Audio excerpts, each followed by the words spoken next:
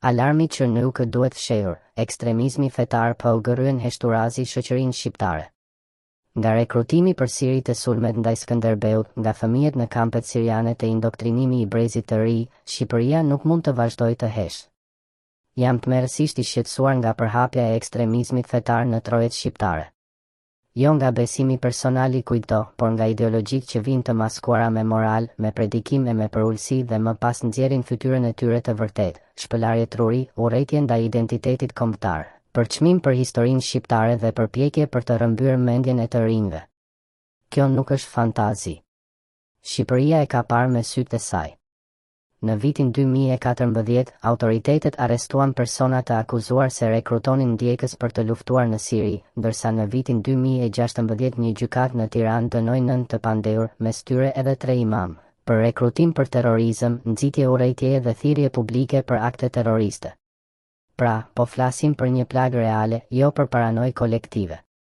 Pasojat i kemi parë edhe më rënd të fëmijët. Shqipëria ka pasur fëmijë në kampet siriane dhe raste si ai Eva Dumanit tregojnë sa thellë mund të shkojë kjo tragjedi kur një brez i tërëritet mes luftës, propagandës dhe shkëputjes nga jeta normale. Vetë raportimet e fundit për kthimin e saj në Shqipëri e sjellin këtë dramë sërish para syve tanë. Dhe sikur të mos mjaftonte kjo, kemi parë edhe sulme të hapura ndaj figurave themelore të identitetit shqiptar. Artikulli nga Dritare TV dokumenton deklarata publike të imamit Armand Ali, i cili e quante Skënderbeun mercenar dhe deklaronte se nuk është heroim. Kjo nuk është thjesht mendim personal në boshllëk. Ky është sinjal alarmi për një frym që kërkon të zëvendësojë kujtesën kombëtare me fanatizëm ideologjik. Pikërisht këtu nis problemi më i madh. Sepse kur të rinjt nuk mësohen me Skënderbeun, me historinë e tyre, me rënjet e tyre, me heronjt e tyre, por ushqehen me frym për çmimin ndaj identitetit shqiptar, atëherë nuk kemi më të bëjmë thjesht me liri besimi.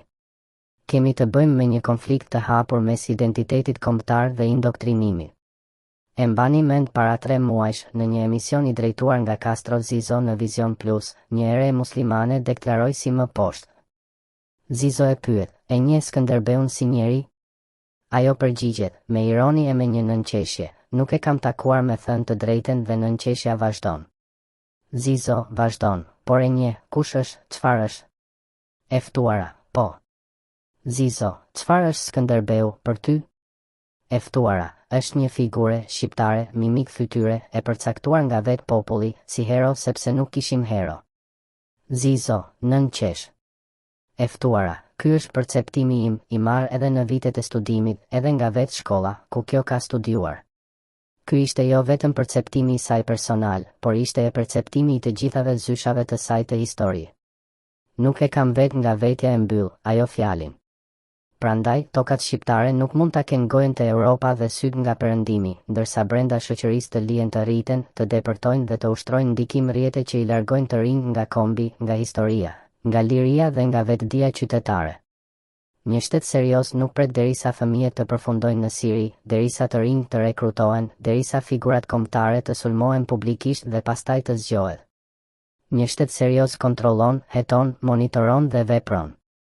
Prandaj duhen më shumë kontrolle, më shumë transparencë mbi financimet, më shumë vëzhgim serioz në çdo mjedis ku mund të mbillet indoktrinimi, qofshin shkolla fetare, medrese apo rrjete informale predikimi. Jo për të ndëshkuar besimin, por për të mbrojtur shoqërinë nga ekstremizmi. Sepse problemi nuk është feja si besim personal. Problemi është fanatizmi që i kthen të rinjt kundër historisë së tyre dhe i shkëput nga gjithçka që i bën shqiptar. Heshtja nuk është tolerancë. Heshtja është lëshim terreni. Dhe sa herë që shoqëria shqiptare ka heshtur përballë radikalizimit, radikalizimi ka fituar edhe pak më shumë terren.